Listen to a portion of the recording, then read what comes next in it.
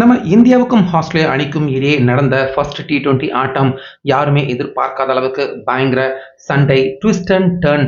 பயங்கரமா நம்ம இந்தியாவும் ஆஸ்திரேலியா இரண்டு அணிகளுமே இன்னைக்கு விளையாண்டிருந்த முதலாவது T20 ஆட்டத்துல இரண்டு பேருமே மோதிக்கிட்டு இருந்திருக்காங்க. இப்படி இருக்க கடைசி நேரத்துல நம்ம இந்திய அணியின் அந்த மானத்தை காப்பாத்தி இந்த மேட்ச்ல நம்ம இந்தியாவை ஜெயிக்க வச்சது யாரு அப்படின்னு பாத்தீங்கன்னா வேற யாரும் இல்ல, நம்ம தமிழக பிளேயரான வாஷிங்டன் சுந்தர் அவர்தான். கடைசி ஓவர்ல நம்ம இந்திய அணியின் மானத்தை காப்பாத்தி இந்த மேட்ச்லயுமே நம்ம இந்திய அணிக்கு வெற்றியை தேடி கொடுத்திருக்காரு. ஸோ அப்படி இன்னைக்கு நடந்த இந்த ஃபர்ஸ்ட் T20 மேட்ச்ல என்னென்ன சம்பவங்கள் நடந்துச்சு, என்னென்ன பரபரப்பான மோதல்கள் நம்ம இந்தியாவுக்கும் ஆஸ்திரேலியா அணிக்கும் இடையே நடந்திருந்தது, முக்கியமா அந்த கடைசி ஓவர்ல நம்ம தமிழக பிளேயர் வாஷிங்டன் சுந்தர் எப்படிப்பட்ட இக்கட்டான நிலைமையில நம்ம இந்திய அணியை ஜெயிக்க வச்சாரு அப்படிங்கிற இந்த மேட்சின் ஃபுல் ஹைலைட்ஸ் எல்லாமே என்னென்ன அப்படின்னு இந்த வீடியோவில் தெளிவா இப்ப பார்த்துடலாம். வீடியோவை நீங்க கடைசி வரைக்கும் ஸ்கிப் பண்ணாம மட்டும் பாருங்க.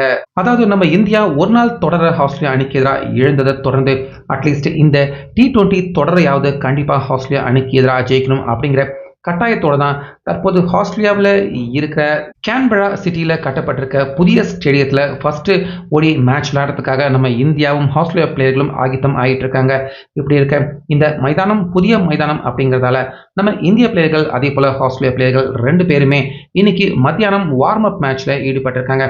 அதாவது நம்ம இந்திய அணி பக்கம் ஸ்குவாட்ல இருக்கிற எல்லா பிளேயர்களும் அப்படியே விளையாடுறாங்க. அதே போல ஆஸ்திரேலியா அணி பக்கமும் கூட ஸ்குவாட்ல இருக்கிற எல்லா பிளேயருமே இந்த வார்ம் அப் மேட்ச்ல ஈடுபட்டு இருந்திருக்காங்க.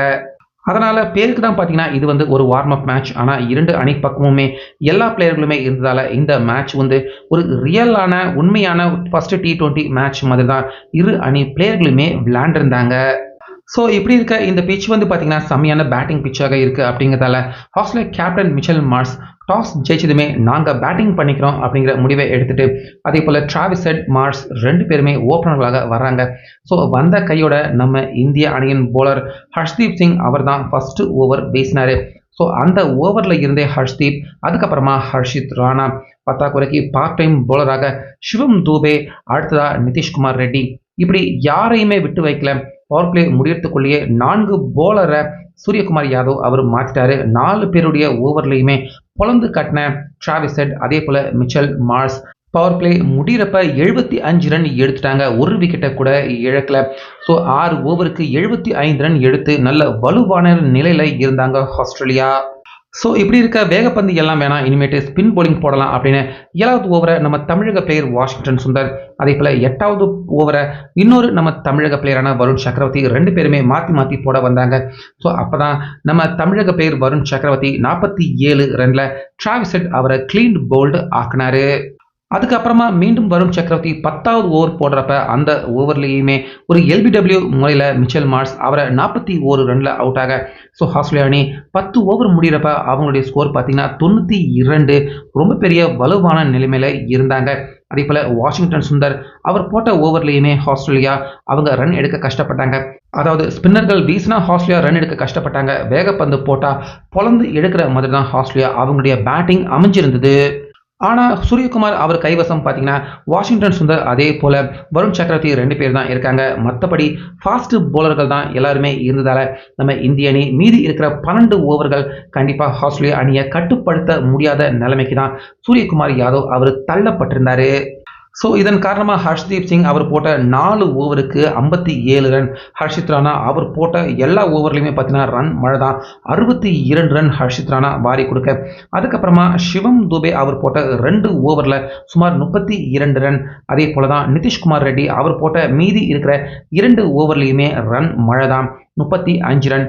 இப்படி ஃபாஸ்ட் போலர்கள் எல்லாரையுமே பொலந்து கட்டின ஆஸ்திரேலியா, வருண் சக்கரவர்த்தி அதே போல வாஷிங்டன் சுந்தர் இவங்க ஓவர்களில் மட்டும் கொஞ்சம் நம்ம இந்தியா கட்டுப்படுத்த முடிஞ்சதால 20 ஓவருக்கு ஆஸ்திரேலியா அணி 221 ரன் எடுத்திருந்தாங்க.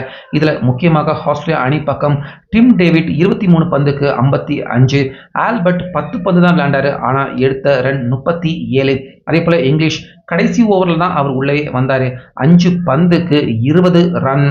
இப்படி கடைசி 5 ஓவர்லேயே ஆஸ்திரேலியா அணி பொலந்து எடுத்துட்டாங்க.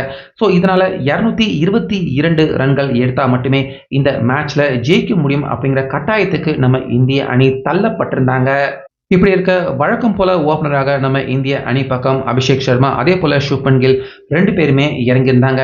ஸோ இதில் அபிஷேக் சர்மா அவருடைய பேட்டிங் ஸ்டைல் நம்ம எல்லாருக்குமே தெரியும். ஃபர்ஸ்ட் பாலே சிக்ஸர் அடிச்சாரு. ரொம்ப பெரிய சிக்ஸர் அடிச்சு விளாசி தள்ள அந்த ஓவர்லேயே 18 ரன்கள் ஃபர்ஸ்ட் ஓவர்லேயே நல்ல துவக்கம். அபிஷேக் சர்மா 18 ரன்கள் அடிச்சு விளாசி தள்ளினாரு. ஸோ அதுக்கப்புறமா செகண்ட் ஓவரை டேக் ஆன் பண்ண சுப்மன் கில் அந்த ஓவரில் ஃபர்ஸ்ட் பால் பவுண்டரி, அதுக்கப்புறமா dot ball, second ball boundary, அதுக்கப்புறமா திரும்பவும் டாட் பால், 5வது பந்து பவுண்டரி. ஆனால் கடைசி பந்தில் சுப்மன் கில் 12 ரன்னுக்கே க்ளீன் பவுல்ட் ஆகி பாலை மிஸ் பண்ணிட்டாரு. பேட்டில் பட்டு ஸ்டம்பில் அடிச்சு சுப்மன் கில் 12 ரனில் அவுட் ஆகி ரொம்ப பெரிய அதிர்ச்சியை கொடுத்தாரு. ஸோ அதுக்கப்புறமா வந்த சூரியகுமார் அதே போல் அபிஷேக் 2 பேருமே பவர் பிளே முடிகிற வரைக்கும் நிதானமாக நல்லா விளையாண்டாங்க.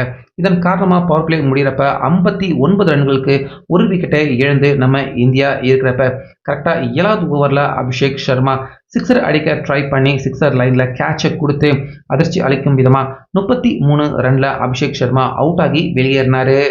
இப்படி இருக்க அதுக்கப்புறமா 10வது ஓவரில் சூரியகுமார் யாதவ் அவரும் பார்த்தீங்கன்னா 20 ரனில் அவுட் ஆக 10 ஓவர் முடிகிறப்ப இந்திய அணியின் ஸ்கோர் 3 விக்கெட்டை இழந்து 75 ரன்கள் எடுத்து ரொம்ப பெரிய நெருக்கடியான கஷ்டமான நிலைமைக்கு நம்ம இந்தியா தள்ளப்பட்டிருந்தாங்க. ஸோ அப்போ தான் பார்த்தீங்கன்னா கரெக்டாக உள்ள என்ட்ரி கொடுக்குறாங்க திலக் வர்மா, அதே போல் நம்ம தமிழக பிளேயரான வாஷிங்டன் சுந்தர். அடுத்த 5 ஓவரில் அவங்க அடிச்சடி ஆஸ்திரேலியா அவங்க வாழ்நாளுக்கே மறக்க மாட்டாங்க. ஏன்னா 10 ஓவருக்கு 75ஆக இருந்த நம்ம இந்திய அணியின் ஸ்கோர் அடுத்து 15வது ஓவர் முடிகிறப்ப 75 ரன் எடுத்திருக்காங்க 5 ஓவருக்கு. அதாவது 75ல் இருந்து அப்படியே நம்ம இந்திய அணியின் ஸ்கோர் 152 ரன்னாக அடுத்த 5 ஓவருக்கு மாறிடுச்சு. வாஷிங்டன் சுந்தர் சர்னு சிக்ஸர்களை ராக்கெட் போல பறக்க விட்டாரு. முக்கியமாக ஆஸ்திரேலியா நம்ம இந்தியா போல அவங்களும் ஸ்பின் போலிங் ட்ரை பண்ணாங்க. அந்த 2-3 ஸ்பின் ஓவரில் சுந்தர் அதே போல திலக் 2 பேருமே சிக்ஸர் மழைய பொழிய 15 ஓவருக்கெல்லாம் இந்திய அணியின் ஸ்கோர் 152ஆக உயர்ந்திருந்தது. ஸோ அந்த நேரத்தில் திலக் வர்மா 16-17 ஓவரை டேக் ஆன் பண்ணி கிடுகிடுன்னு நம்ம இந்திய அணிக்கு இருந்த கொஞ்ச நஞ்ச ப்ரெஷரையும் அவர் குறைச்சி விட்டுட்டாரு. ஆனாலுமே திலக் வர்மா திடீர்னு பார்த்தீங்கன்னா எல்பிடபிள்யூல சிக்கி திலக் வர்மா 48 ரனில் அவர் அவுட் ஆக மிச்சம் இருந்த மொத்த மேட்சையுமே கண்டிப்பாக நம்ம தமிழன் சுந்தர் வாஷிங்டன் சுந்தர் அவர் தான் ஜெயிக்க வேண்டிய கட்டாயம், அந்த நிர்பந்தம் ப்ரெஷருக்கு அவர் ஒத்த ஆளா தள்ளப்பட்டிருந்தாரு. ஸோ அப்போ கடைசி 3 ஓவருக்கு 51 ரன்கள் எடுத்தா நம்ம இந்தியா வெற்றி பெற வேண்டிய நிலைமைக்கு இருந்தப்ப அப்போ உள்ள வந்த நிதிஷ்குமார் ரெட்டி அவர் நம்ம வாஷிங்டன் சுந்தருக்கு நல்ல ஒரு பார்ட்னர்ஷிப், நல்ல ஸ்ட்ரைக் ரொட்டேஷன் கொடுத்தாரு. இதனால மேட்சை கடைசி ஓவர் வரைக்கும் நகர்த்தி கொண்டு வந்தாங்க. கடைசி ஓவருக்கு 19 ரன்கள் எடுத்தா வெற்றி அப்படிங்கிற நிலைமை வந்திருந்தப்ப கரெக்டாக பார்த்தீங்கன்னா நிதிஷ் ரெட்டி அவர் தான் ஸ்ட்ரைக்கில் அப்போ இருக்கிறாரு. இதில் Nitish Reddy first ball 2 run, அதுக்கப்புறமா ஒரு சிங்கிள் எடுத்து நம்ம சுந்தர் அவர்கிட்ட கொடுக்க 4 பந்துக்கு 16 ரன் எடுக்க வேண்டிய அந்த கஷ்டமான நிலைமைக்கு நம்ம சுந்தர் இருந்தாலும் ஃபர்ஸ்ட் பால் 4 அடிச்சாரு. அடுத்த பந்தையும் பவுண்டரிக்கு அடிச்சு விளாசி தள்ளினாரு. இப்படி இருக்க 2 பந்துக்கு 8 ரன்கள் தேவைப்பட்டிருந்தப்ப அந்த பாலில் ஒரு ஹியூஜ் 6 ஃபுல் டாஸ் பால் தூக்கி கடாச்சிட்டாரு. சிக்ஸர் எங்கேயோ போயிடுச்சு. ஸோ இதனால் கடைசி பந்துக்கு 2 ரன் மட்டுமே நம்ம இந்தியாவுக்கு தேவைப்பட்டிருந்தது. அந்த பாலையுமே 2 ரன் கரெக்டாக 4 அடிக்க கேப்பில் ட்ரை பண்ணார். ஆனாலுமே 2 ரன் மட்டுமே எடுக்க முடிஞ்சுது. ஸோ இதனால் கடைசி பந்தில் நம்ம இந்தியா ஒரு த்ரில்லரான வெற்றி, த்ரில்லரான மேட்சை விளையாண்டு கடைசியாக ஒரு த்ரில்லரான வெற்றியை முக்கியமாக வாஷிங்டன் சுந்தர் 10வது ஓவரில் இருந்து கடைசி வரைக்கும் நாட் அவுட் ஆகாமல் இருந்து 79 ரன்கள் எடுத்து கடைசி ஓவர்லையும் நம்ம இந்தியாவை ஜெயிக்க வச்சு ஒரு வார்ம் அப் மேட்சாக இருந்தாலும் ஆஸ்திரேலியா அணி பக்கமும் நம்ம இந்திய அணி பக்கமும் எல்லா பிளேயர்களுமே விளையாண்டாங்க. அப்படிங்கிறதால இது ஒரு வார்ம் அப் மேட்ச் மாதிரி இல்லாமலேயே கடைசி வரைக்கும் பரபரப்பாக போய் ஒரு வழியாக நம்ம இந்தியா ஜெயிச்சிட்டாங்க. முக்கியமாக நம்ம தமிழக பிளேயர் வாஷிங்டன் சுந்தர் போலிங்காக இருக்கட்டும் பேட்டிங்காக இருக்கட்டும் இரண்டிலையுமே அபாரமாக செயல்பட்டு இந்த மேட்ச்சில் பரபரப்பாக பயங்கரமாக நடந்த இந்த மேட்ச்சில் நம்ம இந்தியாவை ஜெயிக்கவும் வச்சிருக்காரு. ஸோ இதை பார்க்குறப்ப நம்ம தமிழக பிளேயர் வாஷிங்டன் சுந்தர் அடுத்த அஸ்வின் அவர் மாதிரி தவிர்க்க முடியாத ஒரு பிளேயராக நம்ம இந்தியன் டீமில் வளர்ந்துக்கிட்டு வராரு. இதை பற்றி உங்கள் கருத்தை சொல்லுங்கள்.